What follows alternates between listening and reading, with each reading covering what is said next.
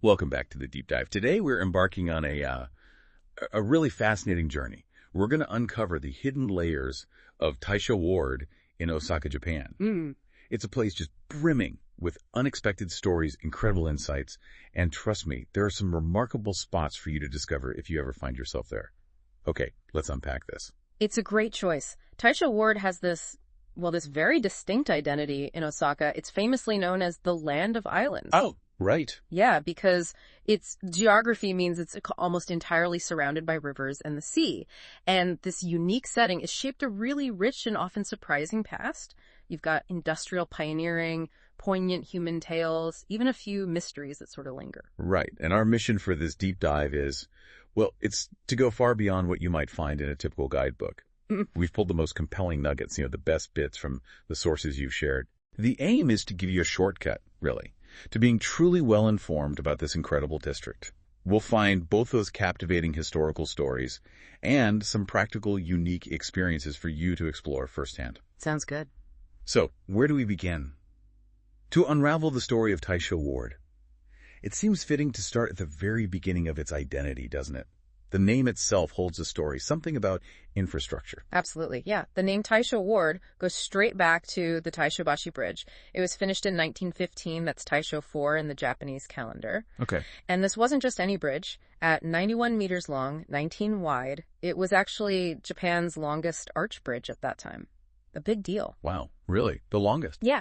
Its construction was absolutely crucial. It connected this island area directly to the city center. It even allowed trams to cross. That must have been huge, connecting it like that. Totally. The original plan, funnily enough, was to name the area Taishobashi-ku, but, well, it was a bit of a mouthful. A bit long, yeah. So they just shortened it, and that's how the word got its name. Simple as that, really. And what's really delightful about this bridge, and this is a detail you could totally miss if you don't know to look, are the artistic touches on it. Oh, yeah. The railings, apparently, discreetly feature notes from Beethoven's Ninth Symphony. No kidding, Beethoven. Yeah. And the sidewalk has piano keys embedded in it, and even the curbstones are shaped like metronomes. It's a subtle, charming musical theme, kind of a neat hidden gem for a walk. That's fantastic. And that bridge, that engineering feat, it really ties into the broader history of how this land was literally created, Right, the land reclamation. Exactly. Yeah. You have figures like Nakamura Kansuke from the early Edo period, a real visionary. He developed the Kizu River area, turned what was called Himajima into Kansukijima by creating these vast rice paddies. Transforming the landscape. Completely. And his legacy is so significant. There are actually 2 monuments to him at Osaka Shrine, including the original one from 1917. It got damaged in World War II, but they've carefully preserved it behind a newer one. Ah, it's good they kept it. All right. So, from shaping the land and connecting it, Taisho Ward seems to have become this real powerhouse of innovation. It's kind of surprising how this unassuming area became a hotbed for groundbreaking ideas. It genuinely was. Taisho Ward actually earned the title birthplace of the modern spinning industry. Okay, spinning. Like textiles. Exactly. The Osaka Spinning Company, set up in 1883, key figures like Shibusawa Aiichi were involved. It was Japan's very first modern factory of its kind. The first one, wow. And here's a fascinating insight into the era. It pioneered what they called the night factory view. They used electric lights, see? Right, electric lights back then. Huge novelty. People would actually come out just to marvel at the illuminated factories, like tourists. It was an incredibly early form of industrial tourism. That's amazing, just watching a factory lit up at night. Yeah. And today, you can still find a monument to this pioneering spirit in San Kenya Park. Worth checking out. And it seems that spirit wasn't just limited to textiles.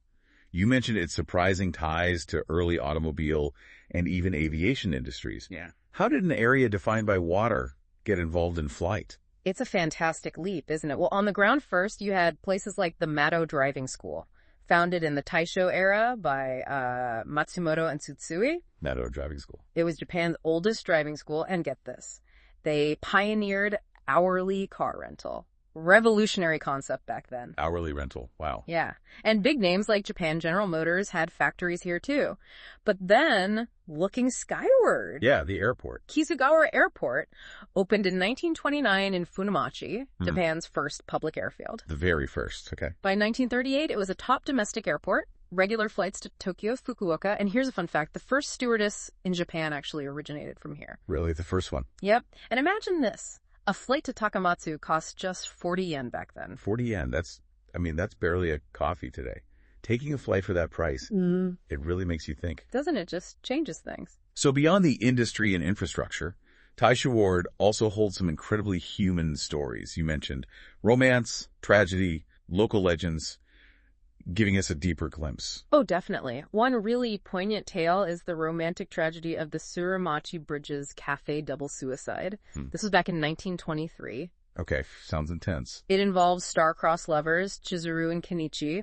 She was the daughter of a local lumber merchant. He was a cafe pianist. Forbidden love, you know the story. Right. Classic setup. Led to a tragic end in the Shiranashi River. Their bodies were found clutching a twin crane coin. Oh, how sad. The coin. Yeah.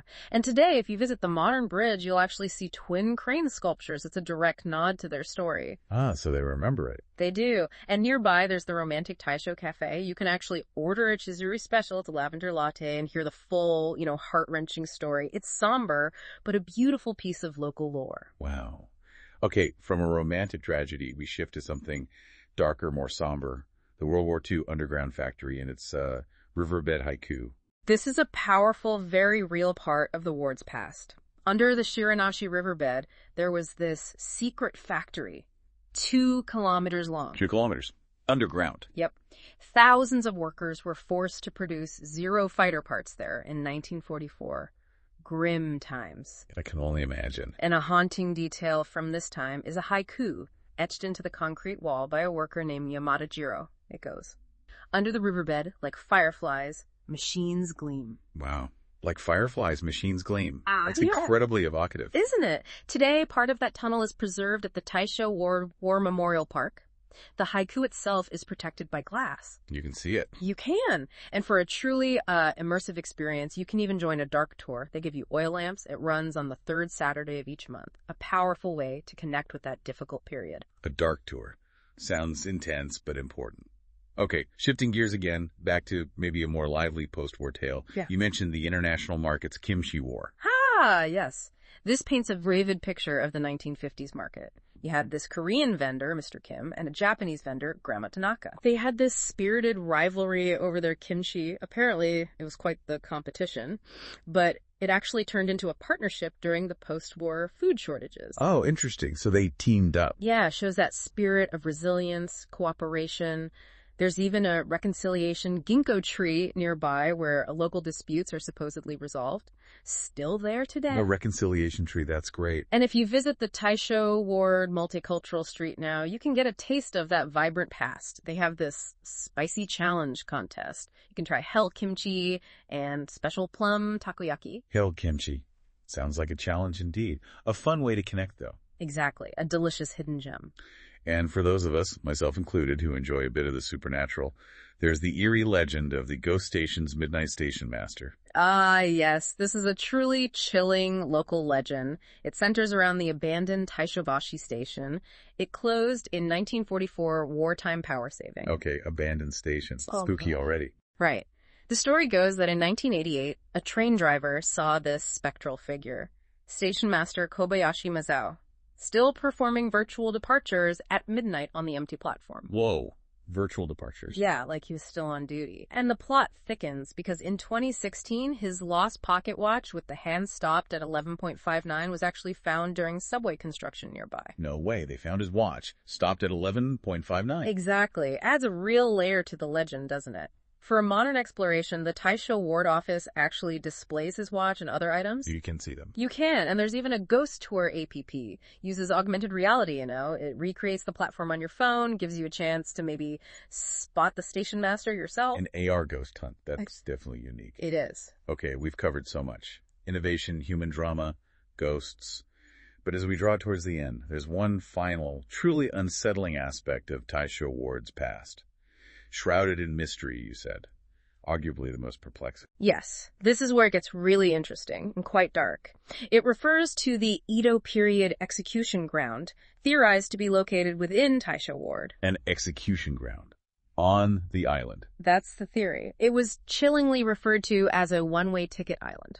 The idea is that bodies decapitated at Senekame, another execution site, were brought here by boat. Why? For what purpose? Well, possibly for disposal, or for sword testing, tamashigiri, or even for dissection by doctors. Grim stuff. Is there any proof? Well, the discovery of human bones during bridge construction in the area certainly hints at this dark past. It lends a somber weight to the theory. But it's still just a theory. It seems perplexing why such a significant, albeit grim, historical site would have such limited confirmed information. Why so obscured? Well, that's the fascinating part. The local belief, or perhaps speculation, is that the scarcity of detailed records might actually be deliberate. Deliberate. To erase it. Possibly. Maybe to facilitate urban development, make it easier for people to settle there after the land was reclaimed, without the stigma, you know? I see. Smooth over the darker parts of history for progress. If we connect this to the bigger picture, yeah. This mysterious, almost forgotten aspect adds another profound layer of intrigue to Taisho Ward's already complex identity. Really makes you wonder about the histories that are intentionally left unwritten, doesn't it? It really does. So, what does this all mean for us? Taisho Ward emerges as this place of just captivating contrasts.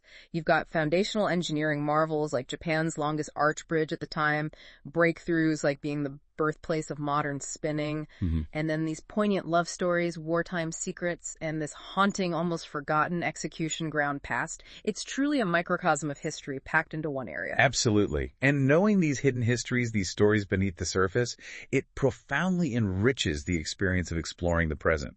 We genuinely encourage you, if you get the chance, visit Taisho Ward. Truly deep dive into its layers. Experience this rich tapestry of stories and unique discoveries firsthand. It sounds like an incredible place to explore with this knowledge.